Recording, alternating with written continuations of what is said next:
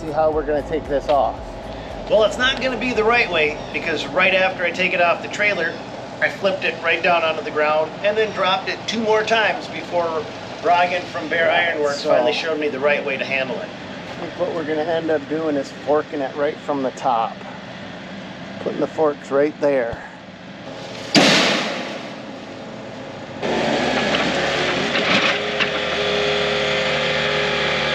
There actually is a right way to do this, and it's not what you're seeing right here. They actually have dedicated clips so that you can take a bucket. You don't have to switch to forks. So when you're screening with this thing, you never have to switch attachments. You can just take your dirt bucket that you're working with and put it right into the contraption there and pick it up and haul it away. No forking allowed. Don't fork these frickers.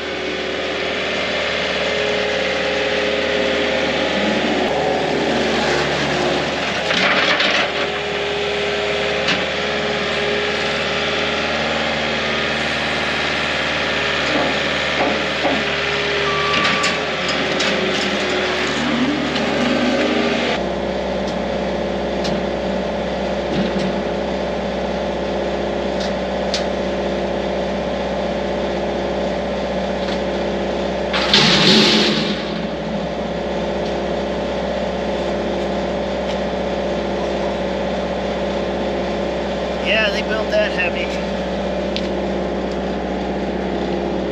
That ain't rolling. Not without a little assistance.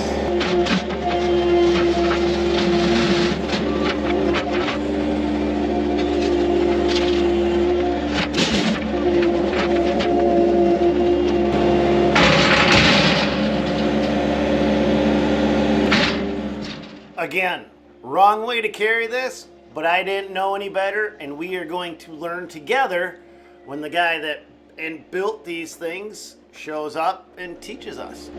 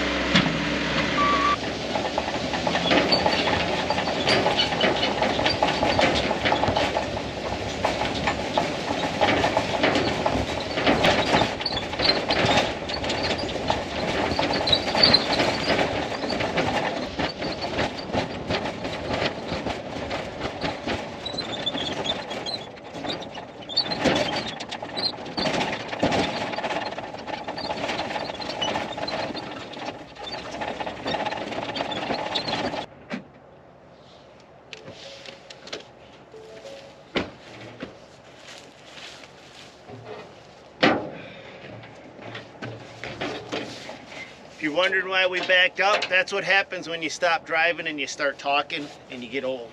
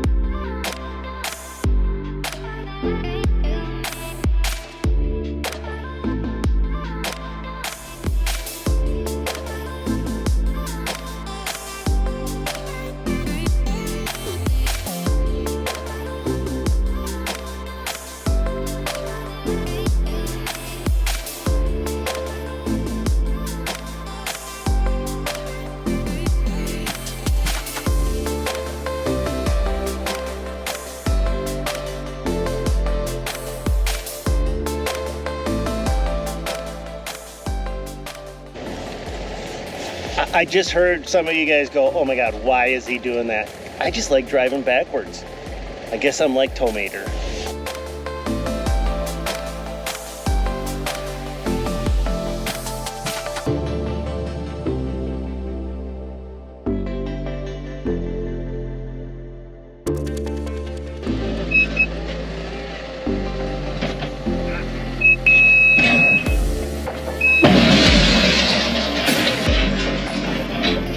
So if you're keeping score, I've dropped this thing twice and I still haven't put it to work yet or even begun to make it pay for itself.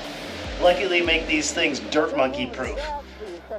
But it goes back to what I was saying. It's not designed to be moved with forks. It's actually meant to be moved with the same bucket that you use to sift the soil with.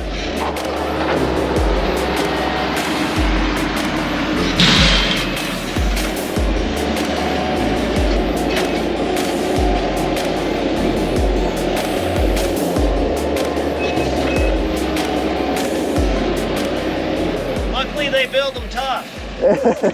And the Diamond C's built tough. Yeah, did the Diamond C take any damage? No. You left some blue paint. That's about as much as you did damage to it. That'll buff right out. Yeah. Darn stubby forks are worse than a short-handled shovel. Right. All right, I'll see you back at the place. All right, guys, I'm here with Rogan. Rogan, what do you do for Bear Works? So at Bear Ironworks, we make some different products for the construction industry, but our flagship line of products is the Grizzly Rock Screen. Okay. So this one here is our Cub, and this is our most popular model. It's made for use with skid steers. And you make 3 models, and I picked this one because it's the easiest one to put on a trailer. You could even put this in the back of a pickup truck, right? Yeah, and actually we make 4 models. There's one even smaller than this that's made for the use with yard tractors and ride-on skid steers. Same concept. We build it for all sizes of equipment, all the way from that little ride-on skid steer all the way up to a full-size loader. And I've already told Rogan how I've screwed this thing up. I've dropped it twice. I've touched it for 5 minutes and dropped it twice because I'm doing it wrong, I found out. Right, so you don't want to actually pick a Grizzly up with forks on like a forklift. The only time that you should be doing that is sometimes these will be shipped in a van trailer and they'll come on a pallet and you'll pick the pallet up with forks. But the Grizzly itself is actually meant to be picked up with a bucket. And the screens too, right? And the screens too. So these are all designed to go on top of the Grizzly so you can change your screen size. They're really fast to swap out, and you use the cutting edge of your bucket to actually swap these screens out with the and overlay it on top of the Grizzly here. Okay. So that you can get different screen sizing without having to mess with bolts and pins and locking mechanisms. You can do it all from the seat of your equipment. Right, yeah, so if I want to go from, so this is the base screen size. Yes. And this is great for filtering out, and we're going to actually need that when we make black dirt. Yep. Because we've got a lot of rope, we've got a lot of turf. This is where, and you got bigger stones, so this is great for getting them, you know, the 3-inch material out, right? Yep. Yep, and so these will range from 3 to 6 inches, or, you know, whatever size you might need. We can set it up however, but we use this solid steel rail here, so it's heavy duty, you know, it's really abrasive resistant, and it lets us get really hot welds. So it lets us get really good strength into the frame. And so that's where all the strength comes from. So you can screen off big rocks. You can screen boulders with these, and it's going to take the brunt of the impact into the rails and absorb that energy. The other options out there is they use either hollow pipe, and they have tack welds. Hollow pipe is just going to give you a small tack weld. You're going to get deflection in the pipe. Yep. Sometimes they use angle iron like this, but they put it on the side. Those welds tend to break. Yeah, so the theory is why they use like angle iron is because it's on a triangular pitch, so that makes it funnel, right? But angle iron doesn't have any bracing on the bottom side, so the actual legs of the angle iron will deflect in, and because it's a funnel, your rocks will funnel into that, it'll deflect, and it will wedge, and then your rocks will get stuck in there. Pinch in there. Right, yep. And then the angle iron's going to twist, deform, you're not going to be getting screen size, so that's why we do the solid steel, because it can take a solid impact, we can get a strong weld on there, and it's a smaller size than like the alternative, which would be like hollow tubing. And so that allows us to have a good effective screening area while not compromising on strength. All right. And we've got, we're going to be building road base for Shangri-La Douche. We got down there we're going to be working, and then we're going to be screening black dirt. We've got 2 screen sizes. Yep. And the first thing we got to do is learn how to pick this thing up the right way. So Yes. let's do that now. Sounds You know, I say everything happens for a reason, and I show everything in my videos, even the stupid stuff I do, like rolling a brand new screener right off from a trailer. And I'm like, wow, I wonder why that happened, because I mean, I know how to do that better. It just happened, and some things happen just because they happen, and it didn't click on me till right now. I stand here with Rogan thinking, well, wait a minute, maybe it was meant to happen so that these guys, when they're using theirs, can understand, don't do this, do that. Right? So that's it. Now we're gonna move it the right way. So let's do it. I took the forks off. I'm gonna put my bucket on, and we'll see how this works.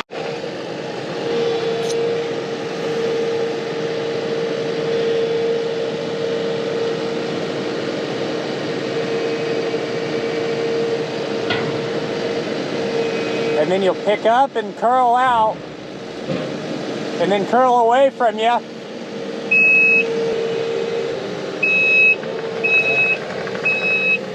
I gotta admit, that works a lot better than what I did. Yep, gotta admit, that works a lot better than what I did. All right, so I'm gonna put that top ridge right there, the bucket, underneath that bar right there.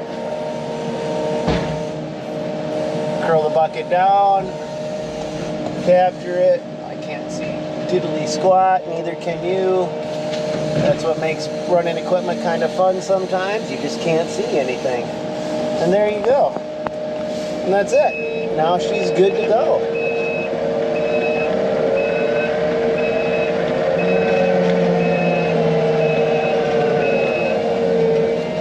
Okay, so before we begin, we got a plan.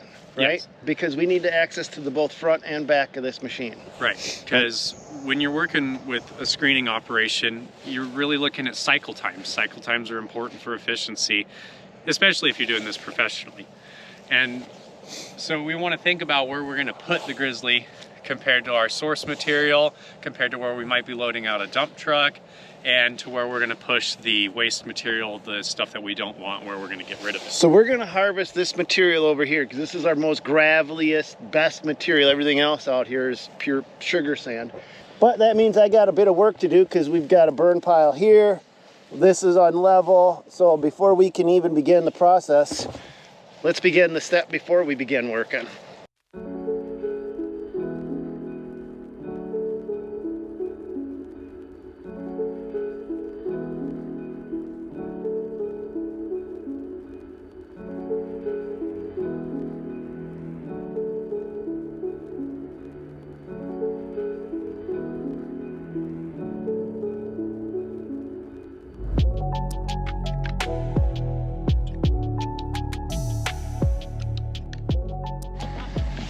All right, you guys may have noticed on my channel, I always try to bring people in as guests. And what I do is, I mean, I've been a contractor my entire life. I know how to run equipment and I know how to do all this stuff, but I don't know everything and I've never claimed to. And I always love learning, and I've already learned something today. I set the screener up on my own like this. My material that I'm gonna screen is over here, and the material I want to save is over here, and I was going to load from this way. And Rogan, you told me that I got it backwards. Yeah, so it's not necessarily right or wrong, but it's really kind of dependent on what material you're trying to achieve. So the material that's going to go on this side of the screen is what is the minus material, right? Because this is a 3-inch screen, so this is 3-inch minus. That's what's going to fall through. So we're going to screen from the top. Basically, we're going to come in from this side, and we're going to dump from the back side over, and everything that we don't want to keep is going to go on the opposite side, and the stuff we want to keep is going here. And I had it backwards, so let's flip it around. And so, and what we're going to do, we're going to double screen today. So when we want the minus material, we're going to come from this side. But when we want the plus material, the stuff that goes on the other side, we're going to screen from the other side, because we want the material that we want in our bucket, the desired material, to be closest to the machine when it falls through, right? Okay. That makes sense. All right, well, let's switch things around and then let's start screening.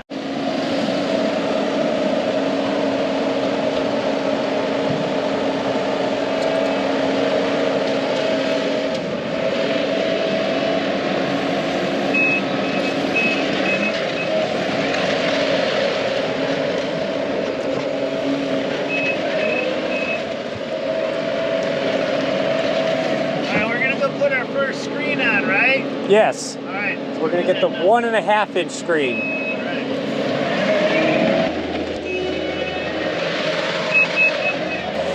Hey, Rogan, which side goes where? So this is the top here. So the side with just one hook is the top. You'll come in from that side there.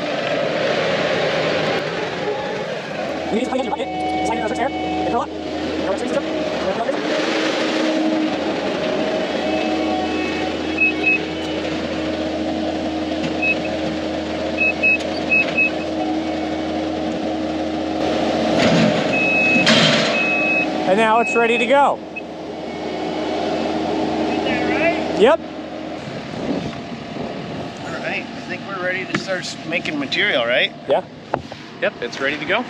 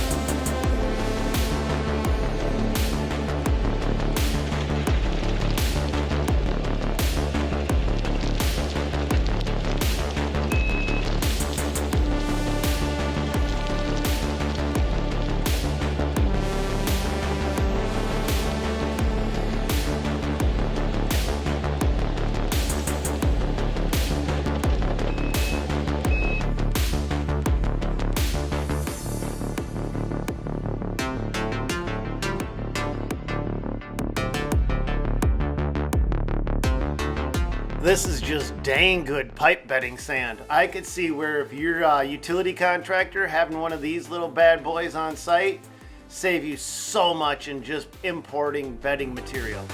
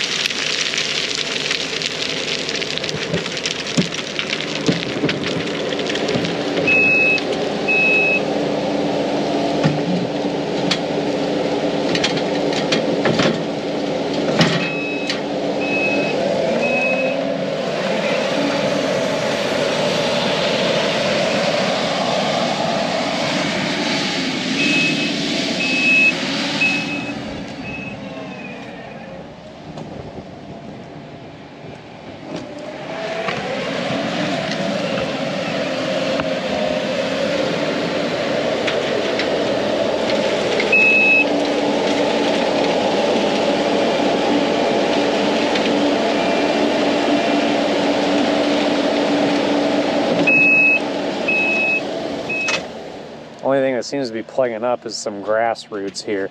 These are the things that are kind of catching on these cross rails, but I think we should switch screens. yeah, let's go ahead. All right, guys, so we've got two piles. We've got screened and unscreened material. This is what we've screened out so far. But we're gonna do something a little different. And then here's the screen material over there. I'm gonna pop this off and just let the Grizzly run bare naked. no screens on it, and I'm going to filters through that and see what's left behind. Here's the filtered stuff right here. The screen material already brought down to a great size just using the first primary screen. All right guys, let's switch screens.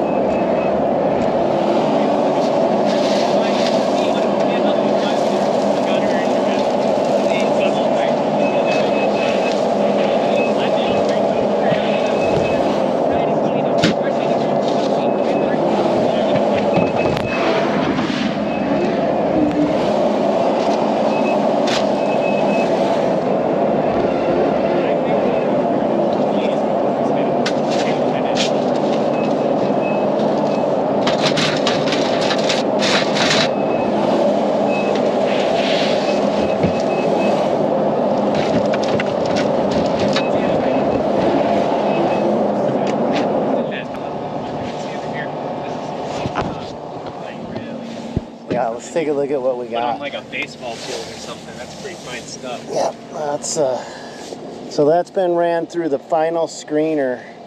There is nothing in that. I mean, definitely does a good job of sorting and separating. It's still got some sand, so I was telling my video that I was taking that it's because it's wet and because it's such a fine screen, right? We're seeing it pile up a little bit. Yep. And so some things that we can do is we can try to slow that feed rate and just try to slowly get that soil to kind of roll across there, give it more opportunities, right? Because the less we feed, hopefully the less will pile up all at once. The other thing is like you're doing, you're hitting the removable screen, you're playing with the slack that we have built in there to pop it up, to try to jerk it and knock it down. This wouldn't be happening if it wasn't so wet. You're right, the wetness is what's really killing us here. Yep, And so if you have wet, like if this is the type of material you're screening, you're trying to screen small stuff, get that down to that sand and it's wet, I highly recommend putting a vibrator on a unit like this, because then... Is that an option? Okay, so you can put a vibrator on her and she'll take care of everything for you and you don't have to pop it, you don't have to do nothing? Plug it into a generator or a 110 power source, and it'll vibrate the whole screen and it'll just kind of shake it, and so wet, fine material will fall through, it won't pile up as bad. Okay. Yep. Makes sense. That makes total sense. All right, you guys, it worked phenomenal for creating bedding sand for utility contractors, but in the next video, we're going to tackle the absolute worst dirt that I have on the farm and try to turn that into black gold. And this screener, this is where this thing just shines. The results are, I mean, I was expecting here, and the results we got were unreal. I can't wait to show you that. So I'm actually just going to release it right away. I'm just boom, boom, boom, boom, boom. Boom, boom. Oh, like a butterfly sting, like a bee. Boom! Yep. So anyway, stick around because tomorrow more's coming. Hit that subscribe button. Hit that like button. Share this with your grandma. Your grandma loves my videos, so share this with your grandma. Make sure you do that for me, please. And that's it for this one. Hope you guys enjoyed the ride today. Catch you guys later. God bless. Go get them.